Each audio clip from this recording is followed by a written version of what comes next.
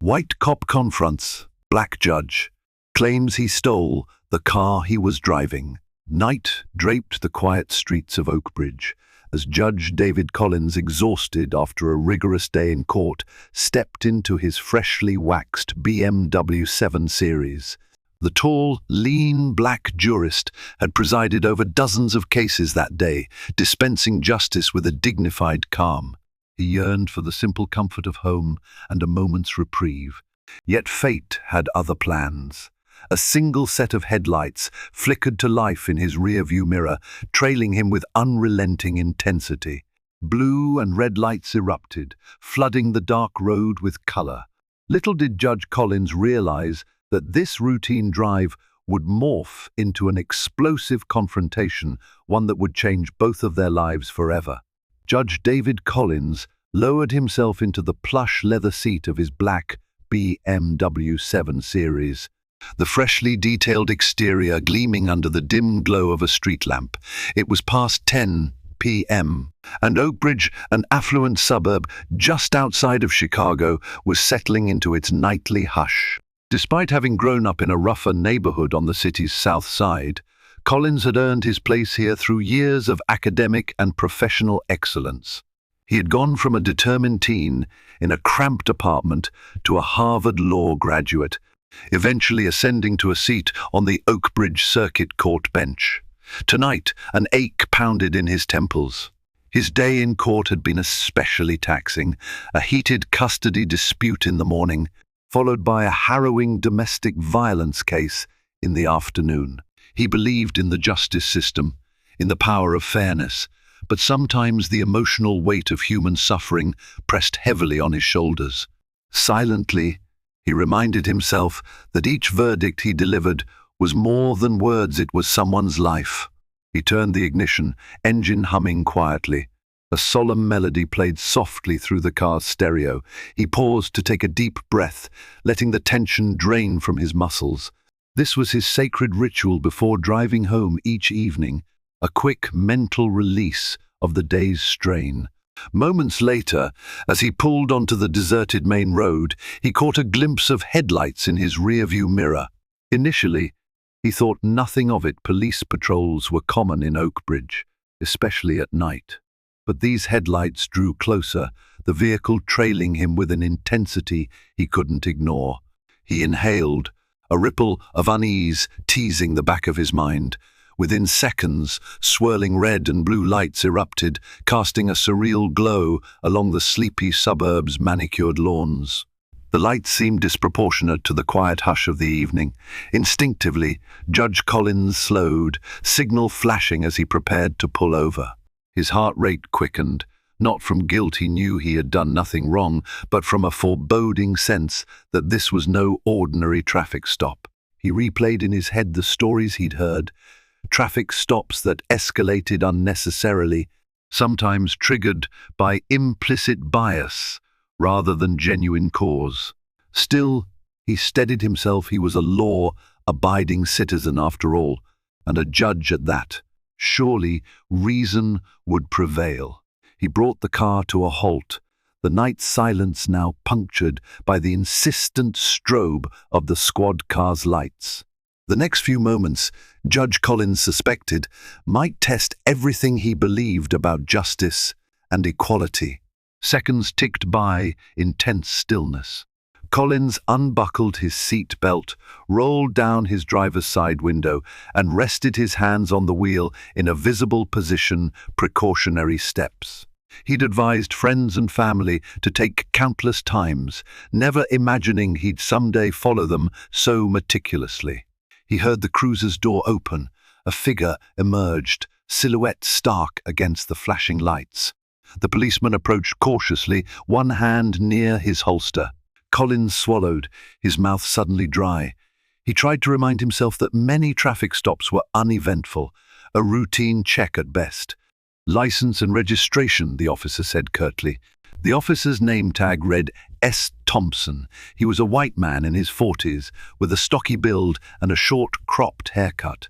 In the beam of the streetlight, Judge Collins noticed Thompson's narrowed eyes, scanning him and the car with open suspicion. Collins offered a polite nod. "Good evening, Officer Thompson," he began, voice steady. "May I ask why you were swerving?" Thompson cut in, shifting on his feet. "Seemed like you were trying to avoid something. Could be you're drunk, or maybe you're up to something else." His tone bordered on accusatory. Collins knew he hadn't swerved. He'd been mindful and alert, yet he refrained from direct contradiction. "I assure you, I haven't been drinking. Let me get my driver's license." He reached slowly toward the glove compartment for his registration, making certain Thompson could see every movement. The moment Collins retrieved the license, Thompson snatched it, glancing back and forth between the ID and Collins's face. "David Collins," the officer read aloud, pausing at the official circuit court judge notation. A flicker of confusion, maybe resentment, crossed Thompson's features. "What are you doing here at this hour, Judge Collins? Isn't Oakbridge's courthouse on Maple Avenue?" "That's a ways back." Collins suppressed a sigh. "I live here in Oakbridge, just up Redwood Drive. I'm heading home from a long day at the courthouse." Thompson squinted as though he'd discovered a discrepancy. A judge driving a BMW at this hour? His gaze roamed the vehicle's interior, eyes lingering on the plush seats, the tinted windows. "That's interesting." A subtle tension mounted in Collins's chest. He recognized the expression on Thompson's face, skepticism tinged with something else. A silent assumption that Collins did not fit the mold of who should be driving such a car, especially late at night. He kept his tone cordial, though the spark of indignation flared. "Officer, is there an issue with me driving my own vehicle?" Thompson stiffened, lips pursing. "We'll see about that." "Step out of the car, sir." Collins's heart sank. He could feel the thin line between calm routine and a precarious escalation. This was no ordinary stop, and something told him it wouldn't be resolved with a simple apology or a ticket. He unlatched the door, stepping onto the pavement as the swirling patrol lights painted fleeting shadows across the silent Oakbridge street. Cool night air hit Judge Collins's face, but a flush of heat burned beneath his collar. Hands visible at his sides, he turned to face Officer Thompson fully. The policeman's posture was guarded, with one foot angled back, ready to pivot. It was a stance reminiscent of fight or flight. Even in his black robe behind the bench, Collins had witnessed that stance from officers testifying in tense cases. "What's this about?" Collins asked carefully, ensuring no edge crept into his voice. "You mentioned I was eye-swerving, but I'm not aware of any traffic violation." Officer Thompson took a step closer. "I need to inspect your vehicle. Could be stolen. Could be there's contraband inside." Collins blinked, genuinely taken aback. "Stolen? Officer, I have my registration, insurance, and everything is current. This is my personal car, financed through a local credit union. You can check the VIN if you'd like." A flicker of defiance sparkled in Thompson's eyes.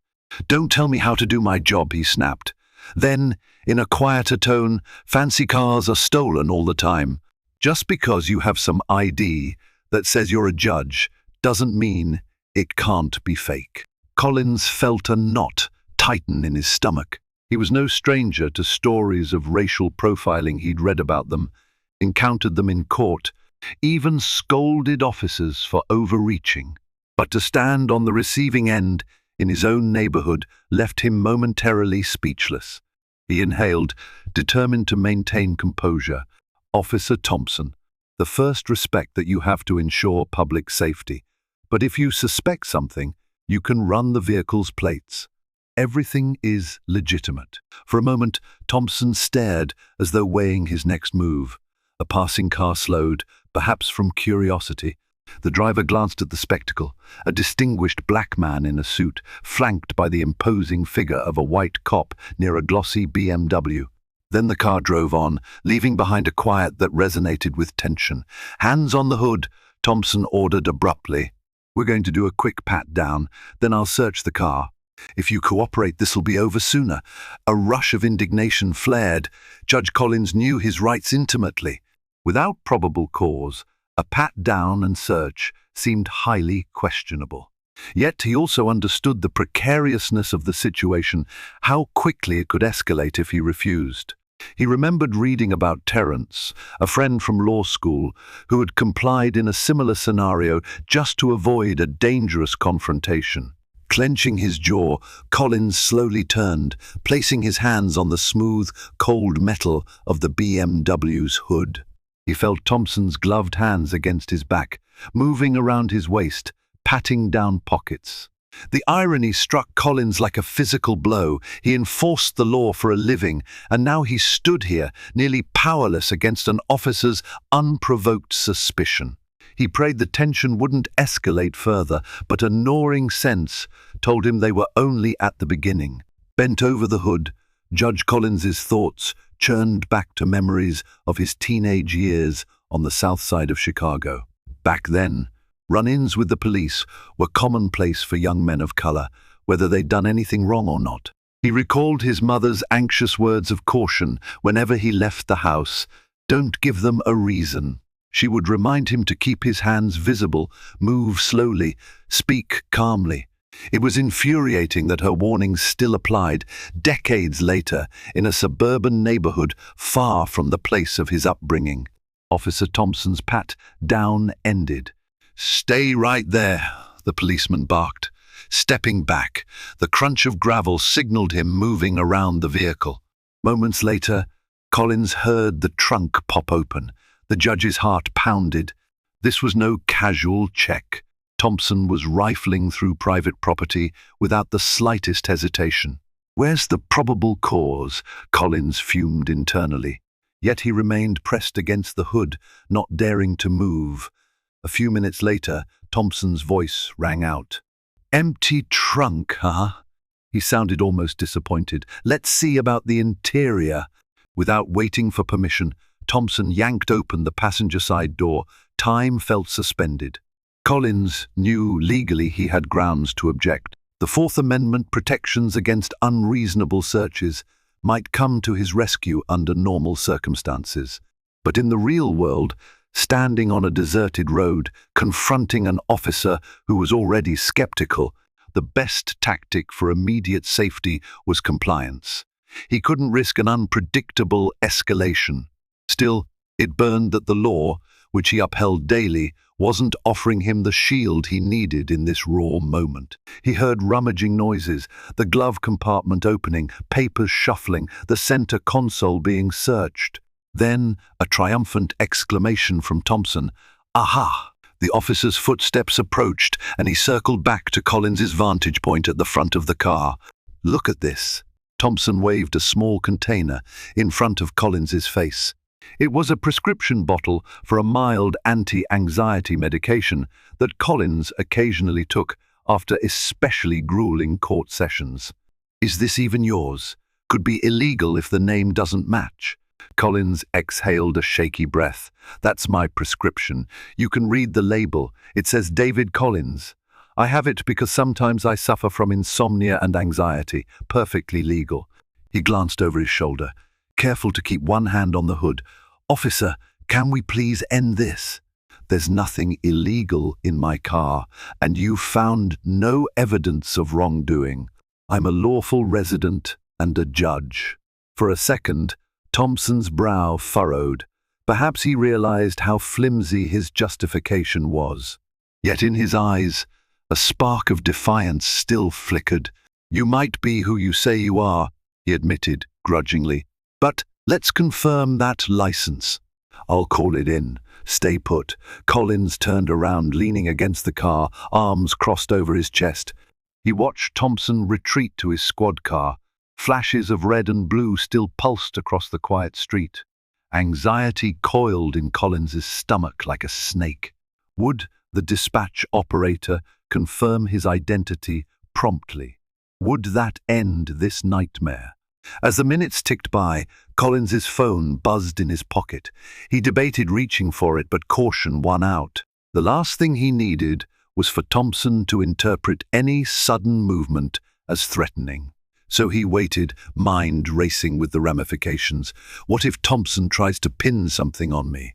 Will he fabricate an excuse to arrest me?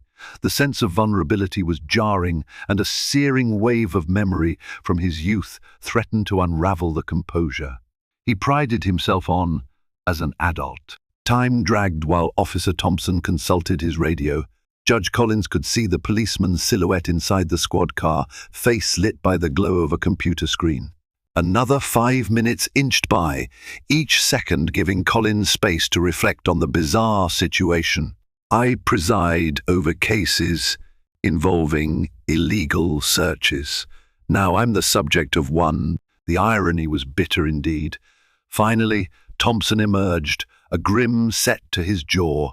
He marched back, an air of forced composure about him. Dispatch confirmed your license is valid, and the BMW isn't reported stolen, he said tersely. But I still need an explanation for the swerving. Collins exhaled, relief mixing with irritation. I didn't swerve. Maybe the road's curvature gave that impression, or you were mistaken. Regardless, you have your confirmation now. Am I free to go? Instead of answering, Thompson stared at Collins for a long moment, as though waging an internal battle. The policeman's face betrayed a swirl of emotions, perhaps suspicion, pride, or even some pang of guilt. Something in those eyes seemed to say, "I'll find something." But the official record was stacked against him. Collins had no outstanding warrants, the car was registered in his name, and the prescription was valid. At last, Thompson stepped back. You can go, but watch your driving. He tossed Collins's license and registration onto the BMW's hood. Collins gritted his teeth, stooping to gather the scattered documents. He wanted to retort, to push back against the unfairness, but he swallowed those words. From a lifetime of experience and legal knowledge, he knew picking a fight now could be perilous. "Thank you, officer," he said instead, voice quiet. "Drive safely." Turning away, he slid back into his car, hands trembling slightly at the wheel. That was it.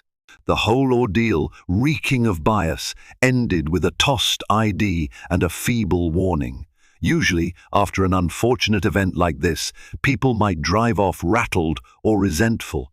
But for Collins, the feelings ran deeper. He was not just a random target. He was also a guardian of the law. The dissonance weighed heavily on his conscience.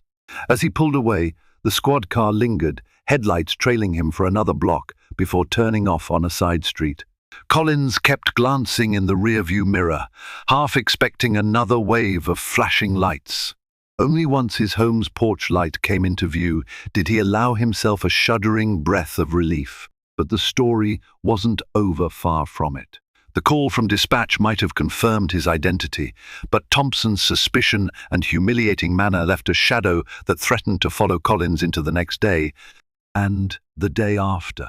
Unbeknownst to him, a larger stage awaited this confrontation, one where the lines between cop and judge would blur, leading to consequences beyond either man's imagination. Sunlight bathed Judge Collins's elegant home the next morning, revealing a manicured lawn, trimmed hedges, and a neat row of flower beds along the walkway. From the outside, one would assume all was well, a stable life for a successful judge. Yet inside, Collins stared at his reflection in the bathroom mirror, remembering every chilling detail of the prior night. Sleep had been fitful, broken by flashes of red and blue intruding on his dreams. He gathered his composure, slipping into a well-fitted navy suit and straightening the red tie. His wife, Rochelle, had gifted him for their anniversary. Rochelle was away for a legal conference in another city. She, too, was an attorney. Usually, they shared an early breakfast, but this morning he was alone with his thoughts. He brewed coffee, set a single mug on the kitchen island, and took small sips, mind swirling around last night's humiliations. A beep from his phone signaled a text from his judicial assistant, Karen. "We have a hearing at 9 a.m. regarding a police misconduct motion. assigned to your docket last minute. Collins nearly choked on his coffee. Police misconduct. Fate seemed to be playing a twisted hand. He texted back, "Understood. I'll be there." He arrived at the courthouse earlier than usual, footsteps echoing in the near-empty hallway. Karen greeted him with a worried glance. "Good morning, Your Honor. Are you okay? You look a bit stressed." Collins forced a reassuring smile. "Just a rough night, that's all. Let's see the case file." As he scanned the documents, he realized the motion alleged racial profiling by an Oakbridge patrol officer during a traffic stop. Collins felt a prick of dread. If he were assigned the case involving Officer Thompson, no, he told himself, that was improbable. The Oakbridge Police Department had more than a dozen officers, and the city itself spanned multiple precincts. Yet the parallels were too strong to ignore. The plaintiff's statement described being pulled over without cause, accused of stolen property, subjected to a search. Collins's hand trembled slightly, remembering his own experience less than 12 hours before. By 8:50 a.m., lawyers and clerks started gathering in the corridor. Collins took his place on the bench, robe draped over broad shoulders. The bailiff announced the case, State of Illinois v. Officer Samuel Thompson. Collins's pulse skyrocketed. He locked eyes momentarily with the prosecuting attorney, then flicked his gaze to the defendant's table. Sure enough, there was Officer Thompson, dressed in a crisp uniform, shoulders squared, looking distinctly out of place in the hushed sanctity of the courtroom. Their eyes met shock and recognition simmering on both sides. Collins forced himself not to betray a flicker of emotion. This can't be happening, he thought, but it was. The policeman who had accosted him on a dark road now stood before him as a defendant in a misconduct complaint. For a heartbeat, the room seemed to freeze. Collins considered whether to recuse himself, but something within him rebelled. "I owe it to the system to handle this fairly." The question was whether fairness could still be found amid the swirling personal stakes. A faint hush fell as the bailiff administered an oath to the witnesses. Seated behind the prosecutor's table was the complainant, a local businessman named Harold Grant, a middle-aged black man who looked both nervous and determined. His account, filed through the city's civilian review board, alleged that Officer Thompson had stopped him, searched his car without cause, and insulted him with racial slurs. Now, Grant was seeking disciplinary action and possible criminal charges for civil rights violations. On the bench, Judge Collins took a measured breath. He flicked his gaze to Thompson, whose face was stony, eyes refusing to meet the judge's. The swirl of emotions in Collins's mind was intense. He recognized the conflict of interest he'd personally experienced, a similar confrontation with Thompson just last night. Yet neither side knew that. If he revealed his involvement, he might have to step down from the case. But in doing so, he'd also shield Thompson from accountability, or at least from the perspective of a judge who fully understood the defendant's pattern of behavior. Karen, sensing the unusual tension, approached the bench. "Your Honor, is everything all right?" Collins cleared his throat, adopting his usual courtly composure. "Yes, Miss Flynn. Proceed with the hearing." He adjusted his robe as the opening statements began. Harold Grant's attorney was a passionate young man named Miguel Alvarez. He laid out a sobering picture, repeated stops by Thompson targeting black men in affluent areas, culminating in humiliating searches under flimsy pretenses. The city's internal affairs records, Alvarez claimed, contained multiple complaints. This case was the first to reach the threshold of a formal misconduct hearing. "We are asking the court to issue an immediate restraining order, preventing Officer Thompson from patrolling until the matter is resolved," he concluded. Officer Thompson's lawyer, A seasoned defense attorney named Patricia Brooks countered that the stops in question were justified. She argued that Thompson had credible suspicion each time, and that any perceived discrimination was coincidental. My client's record shows he's made hundreds of lawful arrests. Sometimes that means investigating suspicious behavior, Brooks insisted. Through the arguments, Judge Collins maintained a neutral expression, yet inside, tension warred with professional duty. The hearing continued with witness testimonies. Harold Grant spoke of his terror and humiliation, describing how Thompson had forcibly opened his trunk, rummaging through personal items. Another witness recounted a similar incident. Then it was time for cross-examination. Miguel Alvarez posed his questions, systematically building the case for racial profiling. Defense attorney Brooks pushed back, poking holes in the timeline, questioning each witness's memory. The entire while, Collins kept returning to one inescapable truth. This is the same officer who harassed me not 12 hours ago. The hearing was set to continue beyond a single day, requiring him to rule on preliminary injunction requests. But the conflict of interest loomed. Collins signaled a short recess, retreating to his chambers, the swirl of attorneys and defendants left behind. In the seclusion of his office, he sank into his chair, a wave of uncertainty crashing over him. He prided himself on fairness, but how could he remain impartial when Thompson's actions had directly impacted him too? Then again, how could he allow this pattern of misconduct to persist if the truth stayed hidden? Behind the heavy wooden door of his private chambers, Judge Collins removed his robe and loosened his tie. A single window let in rays of the mid-morning sun, highlighting rows of law books stacked neatly on shelves. He glanced at a framed photograph of himself and Rochelle on their wedding day, radiant smiles, their future bright. It reminded him that while the law was his life, he was more than just a judge. He was a husband, a citizen, and last night, a victim of Thompson's prejudice. His thoughts were interrupted by a gentle knock. Karen entered, concern etched on her face. "Judge, I have some notes from the clerk regarding scheduling, but you seem troubled. Is there anything I can help with?" Collins took a measured breath. "Close the door, Karen." She did so, stepping closer. "I need to share something in confidence, something that might affect this case." His assistant's eyes widened. "Of course, Judge. You can trust me." Quietly, Collins recounted the previous night's incident, how Thompson had pulled him over, alleged he was swerving, searched his car, and insinuated it might be stolen. Karen's hand flew to her mouth. "That's outrageous. Are you okay?"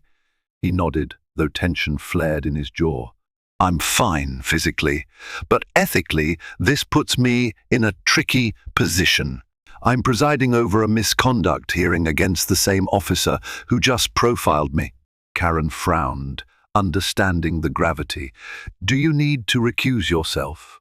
That might be what the Code of Judicial Conduct suggests." Collins released a heavy sigh.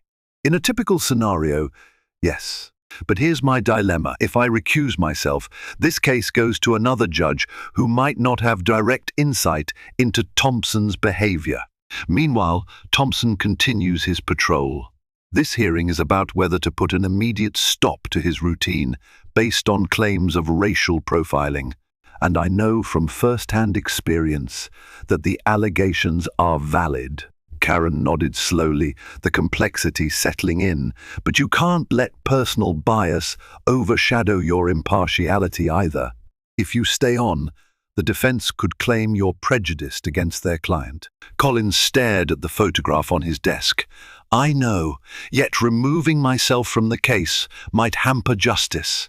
I want to believe the system works, that any fair judge would see the truth. But sometimes you need that personal witness." They remained in contemplative silence for a moment. Then Karen spoke gently. "You could file a formal statement about the incident, pass it to internal affairs. But you do so as a private citizen, not from the bench. Let them investigate Thompson for that specific stop. Meanwhile, the misconduct case for Harold Grant proceeds with whichever judge is assigned. Collins pursed his lips. Logically, it was the right approach, maintaining the integrity of the system. But part of him wanted to see Thompson's accountability in real time to ensure the cycle of biased policing ended. Eventually, he nodded. "You're right. That's the correct path ethically. I'll recuse myself, file a statement, and let justice unfold in the proper channels. I just pray it doesn't let Thompson slip through the cracks." His decision made, Collins felt a weight lift, although it was replaced by a smaller dread. Letting go of control meant trusting the system to do the right thing. As someone who had dedicated his life to that system, he knew its flaws all too well. Yet maybe, by stepping aside, he could be the spark that ignited a broader reckoning. When the short recess ended, participants filtered back into the courtroom. Miguel Alvarez and Harold Grant took their seats, expressions guarded. Patricia Brooks sat next to Thompson, whose jaw was visibly clenched. Judge Collins emerged from his chambers, robes rustling as he ascended the bench. A hush fell, tension crackling in the air. Clearing his throat, Collins spoke in a measured tone. "This court finds it necessary to address a matter that has arisen, affecting my capacity to preside impartially over this hearing. Last night, I was personally involved in an encounter with Officer Thompson, which potentially bears direct relevance to the issues at hand." A ripple of shock coursed through the spectators and lawyers. Thompson stiffened, color draining from his face. Alvarez raised an eyebrow, glancing at his client, Harold Grant, who appeared startled yet intrigued. "I cannot, in good conscience, continue to oversee a case in which I hold first-hand experience of the defendant's conduct," Collins continued, his voice steady. "Accordingly, I am recusing myself from this matter.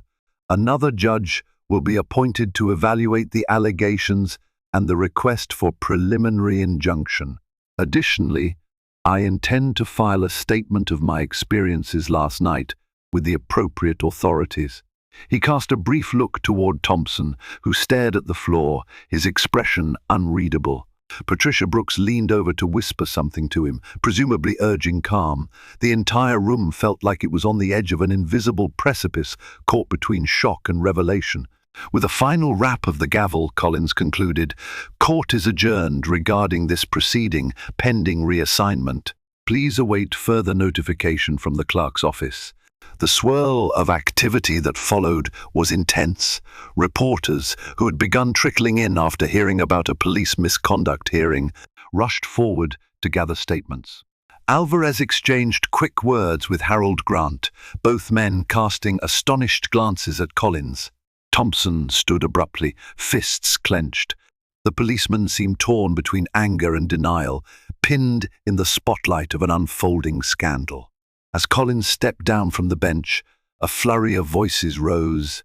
"Judge Collins, can you elaborate? What happened last night? Does this prove Thompson is guilty of profiling?" He offered no immediate comment, pivoting gracefully through the throng of onlookers, heading toward the hallway.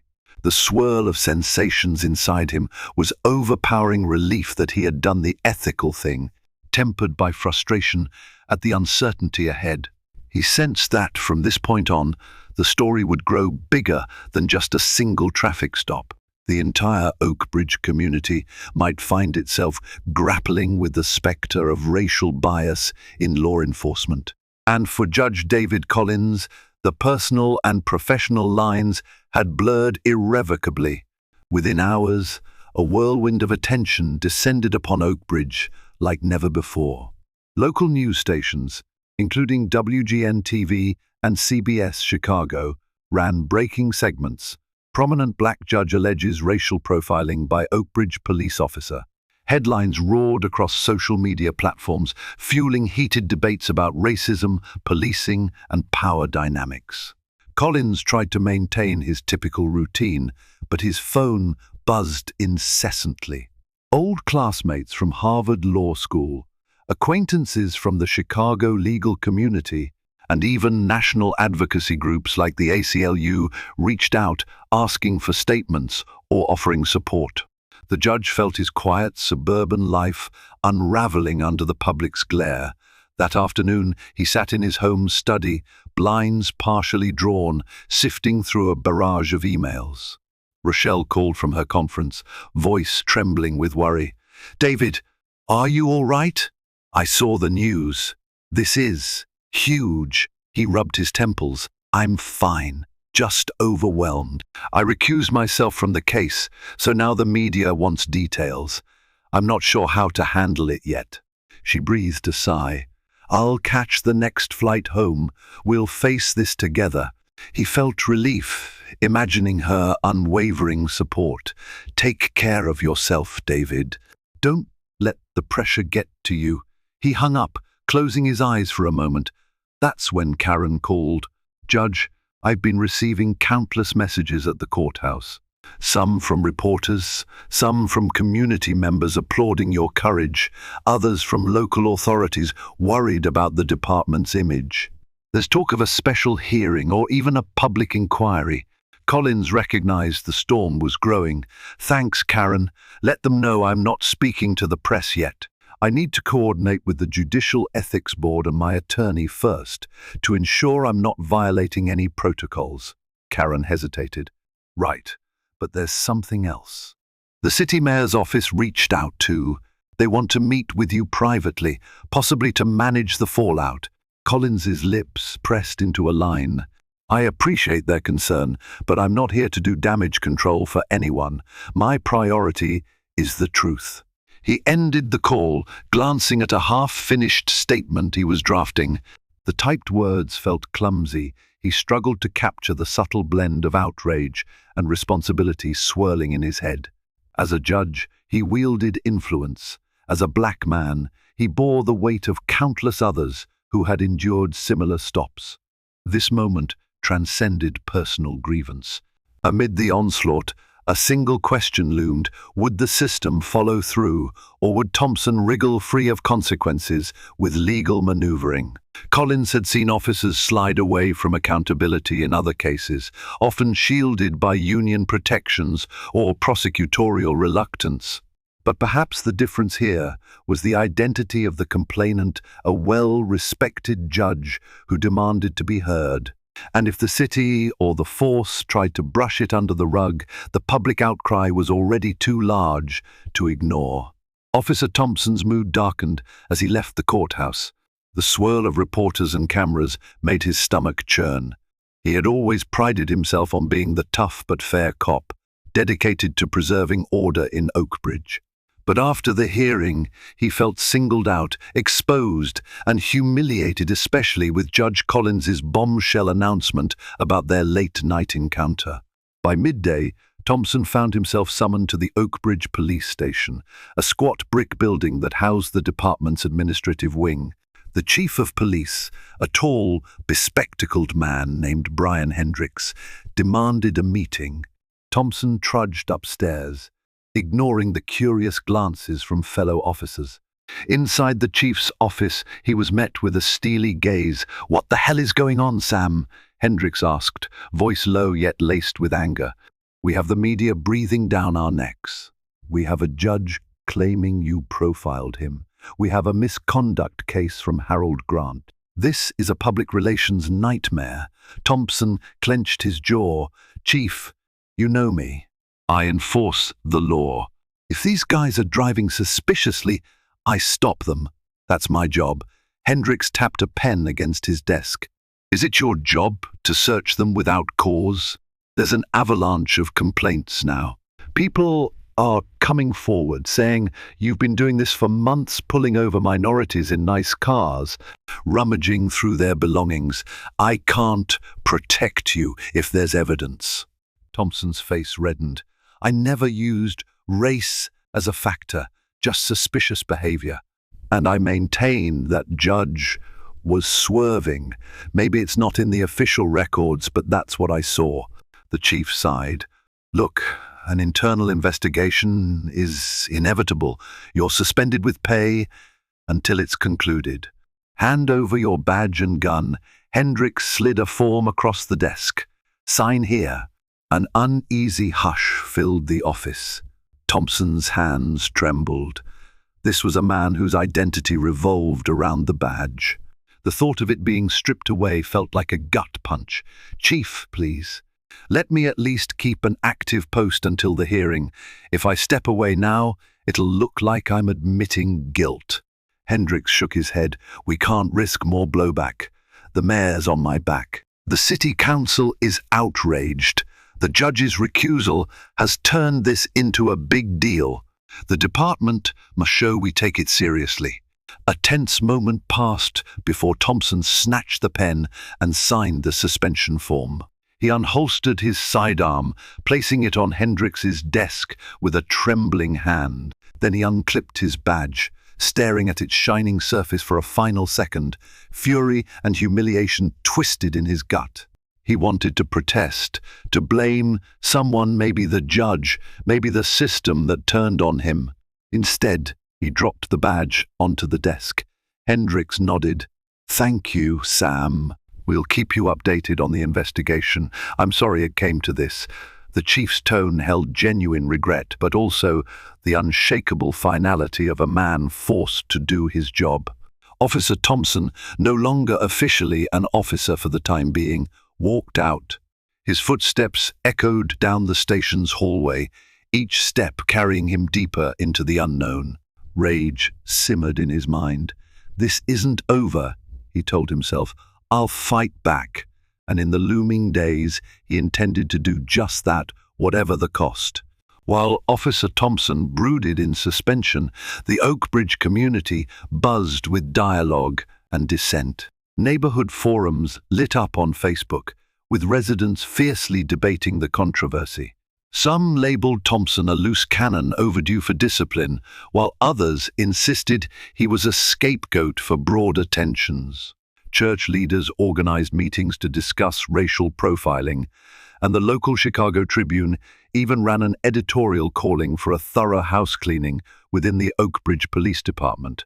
The situation was spiraling into a referendum on law enforcement's relationship with minority residents.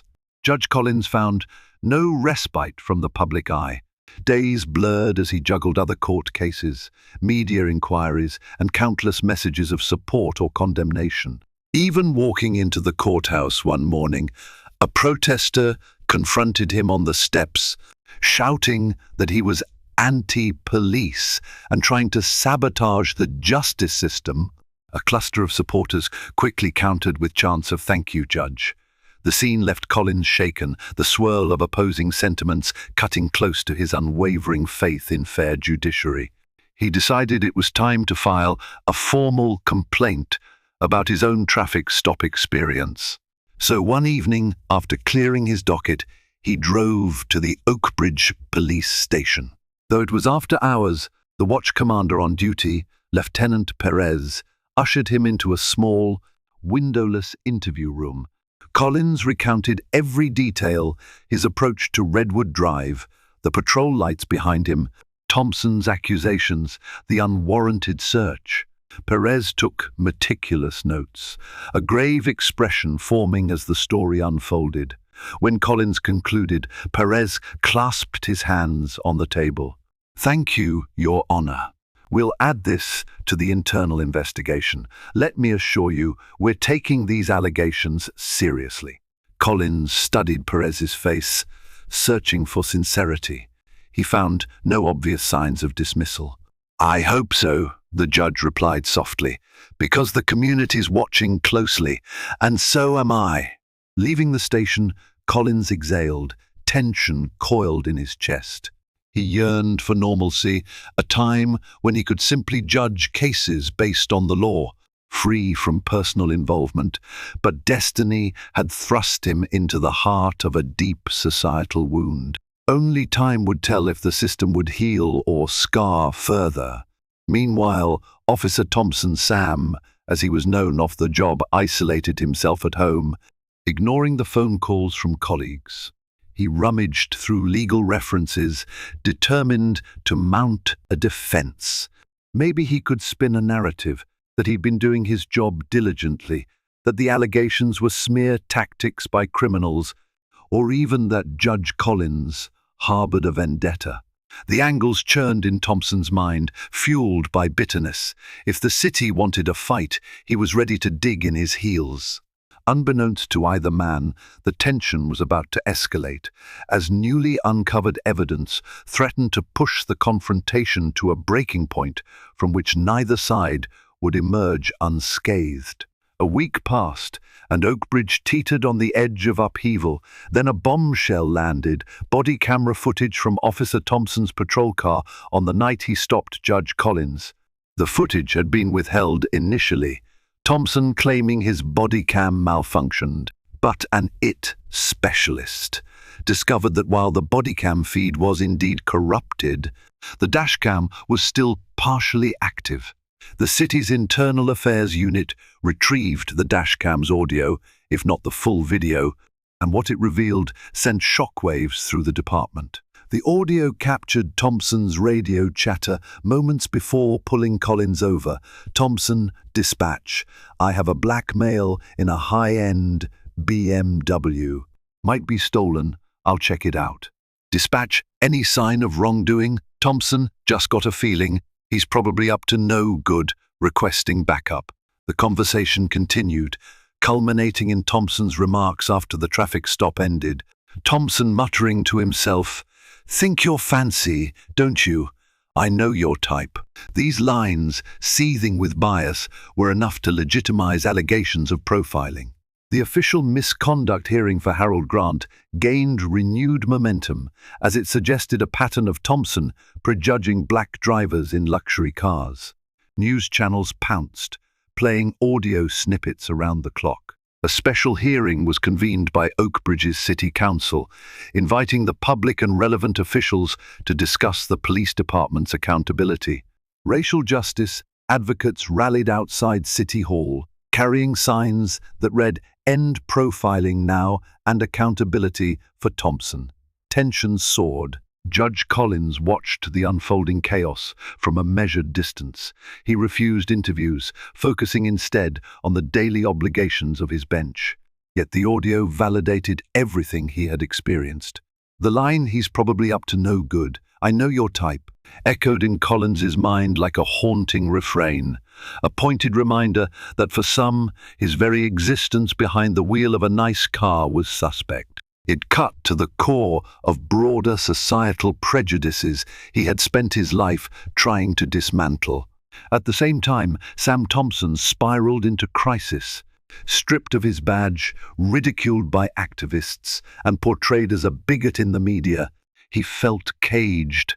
Sitting in his cramped living room, a bottle of whiskey half drained on the coffee table, he replayed the dashcam audio from a leaked clip. He recognized his own voice, angry, dismissive, full of scorn. Did he truly say all that? In denial, he told himself it had been twisted out of context, that people wanted to see him as the villain.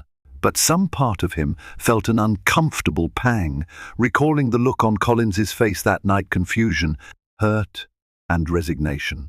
Perhaps Thompson's sense of authority had blinded him. Perhaps in his drive to control his streets, he'd become the monster people accused him of being. The city council hearing loomed. For Thompson, it might be the last chance to salvage his career or publicly defend his actions. For Judge Collins, it was a moment of truth, an opportunity for an entire community to reckon with the cost of bias. And for Oakbridge, it marked a crossroads, an impetus to either demand real reforms or bury the scandal until the next crisis erupted. The evening of the City Council hearing arrived, bringing a heavy air of anticipation that weighed on Oakbridge like a storm cloud. Rows of folding chairs lined the wood-paneled council chamber, every seat taken. Community members, reporters, and off-duty police officers packed the room, their voices a low rumble of speculation. In front sat the mayor, council members, and a legal advisor.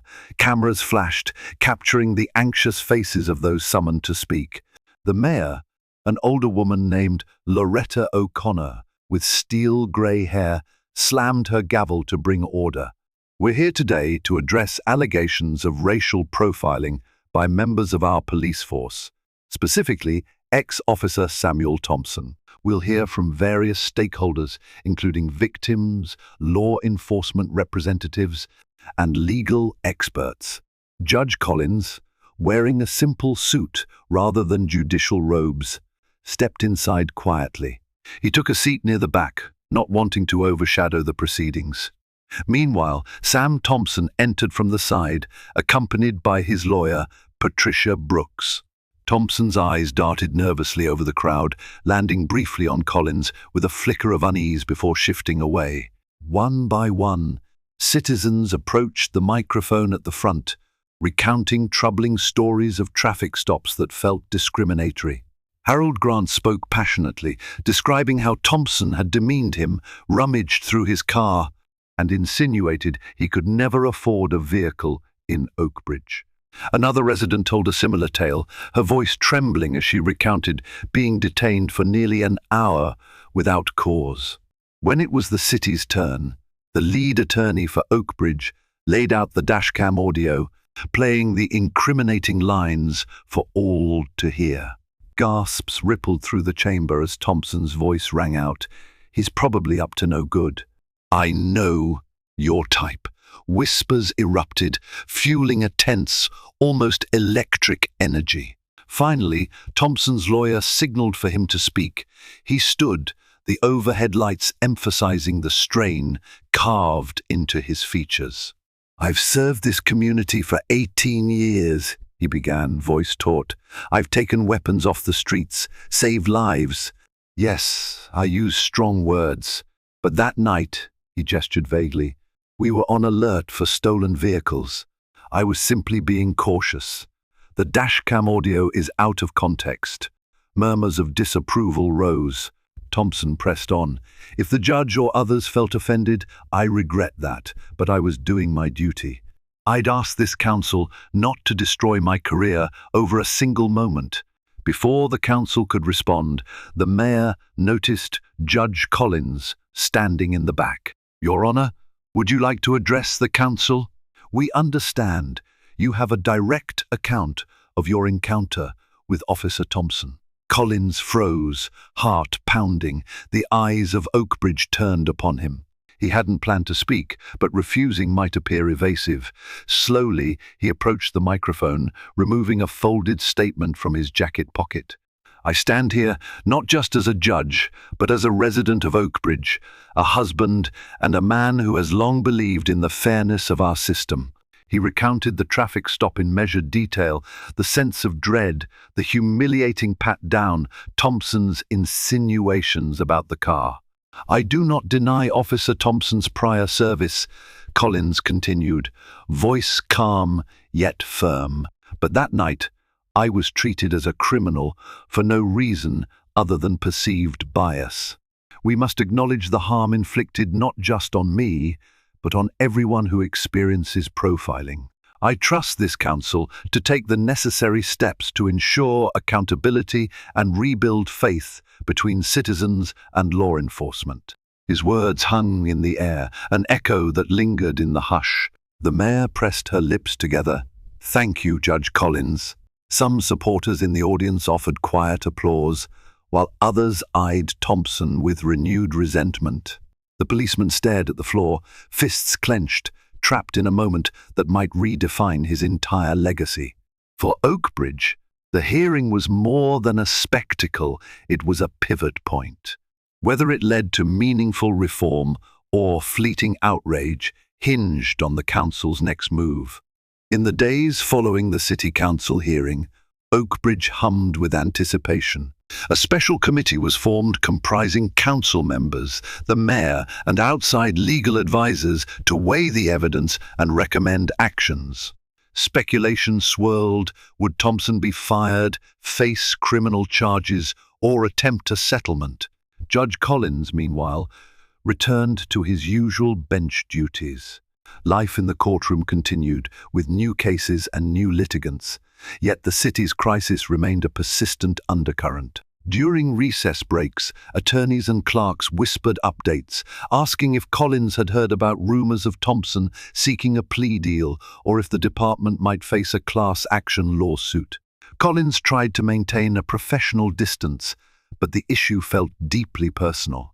Late one evening, the committee delivered its findings. The mayor convened a formal press conference in front of City Hall, cameras and microphones capturing every word. After thorough review, including Officer Thompson's record, the dashcam audio, testimony from multiple citizens, and the direct account of Judge Collins, the committee has concluded that Thompson engaged in repeated acts of racial profiling.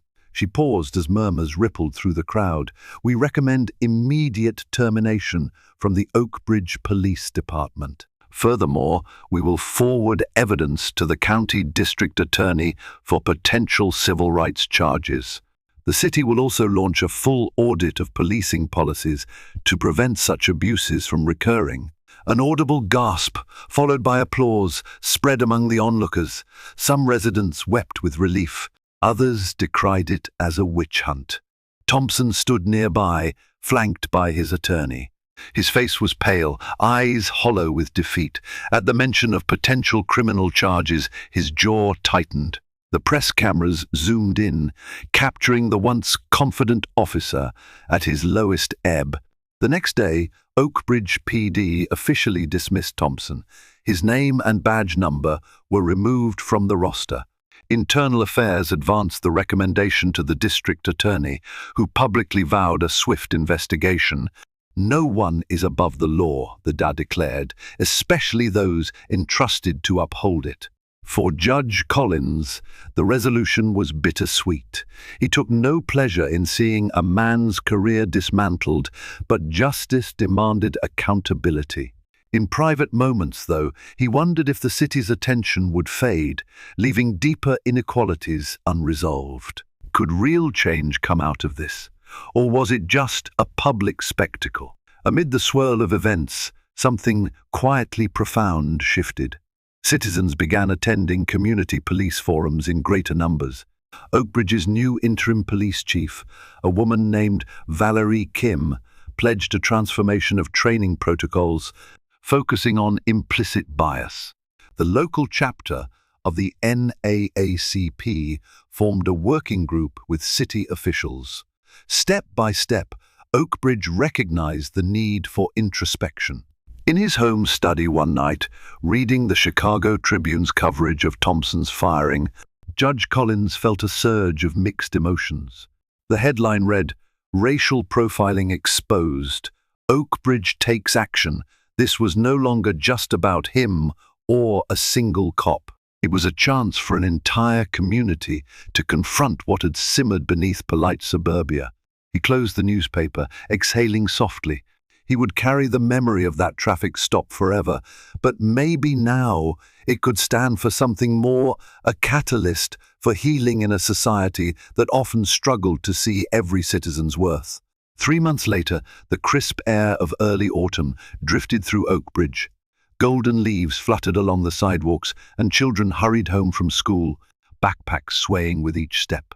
Beneath the surface, the city had changed, perhaps not radically, but measurably. A new community police liaison team, formed by interim Chief Valerie Kim, organized monthly meet and greets where residents voiced concerns. Officers received additional training on de-escalation and cultural sensitivity. Some long-serving cops grumbled, but others embraced the evolution, relieved to see Oakbridge address what many had whispered about for years. Judge David Collins oversaw an increase in restorative justice cases, encouraging dialogue between offenders and victims for minor crimes. His chambers were busier than ever, yet he carried a renewed sense of purpose. People occasionally recognized him from the scandal, approaching to share their own experiences of unjust stops or to express support. Rochelle, now back from her conference travels, stood by his side, offering unwavering encouragement. she remarked one evening over dinner. "It's extraordinary, David. You turned a personal ordeal into systemic change. Not everyone can do that." He sipped a glass of water, a distant look in his eyes. "I only hope it lasts," he said quietly. "We forced accountability in one case, but prejudice is like a weed. It finds ways to grow back if we're not vigilant." In a separate corner of Oakbridge, Sam Thompson lived a starkly different life. After being fired, he faced the DA's investigation for civil rights violations. No formal charges had been filed yet, but the looming threat was enough to keep him on edge. Legal fees piled up, draining his savings. He found part-time security work at a warehouse, an irony he bitterly acknowledged, from patrolling city streets as a respected officer to guarding dusty crates at midnight. If there was a lesson in humility, he was learning it the hard way. One morning, Thompson leafed through an old photograph album, stumbling upon images of himself fresh out of the academy, eyes bright with the promise of serving the community. He recalled how he once believed he could be a hero. Now he wrestled with shame and resentment, uncertain if he'd crossed lines irredeemably.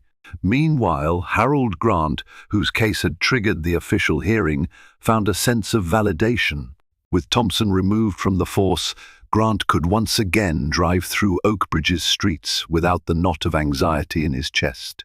The city council provided him a platform to speak at youth gatherings about knowing one's rights during police encounters. He used that platform to advocate for bridging gaps rather than sowing division. As for Judge Collins, he continued to champion justice from the bench, but also in subtle community engagements, volunteering at high schools, offering mentorship to students, and co-sponsoring diversity workshops. His presence reminded Oakbridge that the law was not an abstraction, but a living covenant requiring constant renewal. The echoes of the scandal slowly softened, overshadowed by daily life, but the seeds of transformation had been planted. Only vigilance and collective will could ensure they flourished. In an unguarded moment, as Collins locked his car outside the courthouse, he paused to savor a realization. For the first time since that fateful night, he didn't glance over his shoulder, expecting flashing lights or suspicion. That small act, parking his car without fear, symbolized what many in Oakbridge now strove for, a community where fairness overshadowed prejudice, and the wheels of justice turned for everyone without bias or condemnation. From a single late-night traffic stop grew a battle that tested the core ideals of an entire city. Judge David Collins, caught between duty and personal dignity, faced off against Officer Sam Thompson, exposing the raw harm of prejudice cloaked in authority. In the end, accountability prevailed, jolting Oakbridge into overdue reforms and opening paths to reconciliation. But real change demands more than a single verdict or headline. It calls for vigilance, empathy, and the collective resolve to uproot bias wherever it lurks. If this powerful story moved you, please like, share, and subscribe to our channel.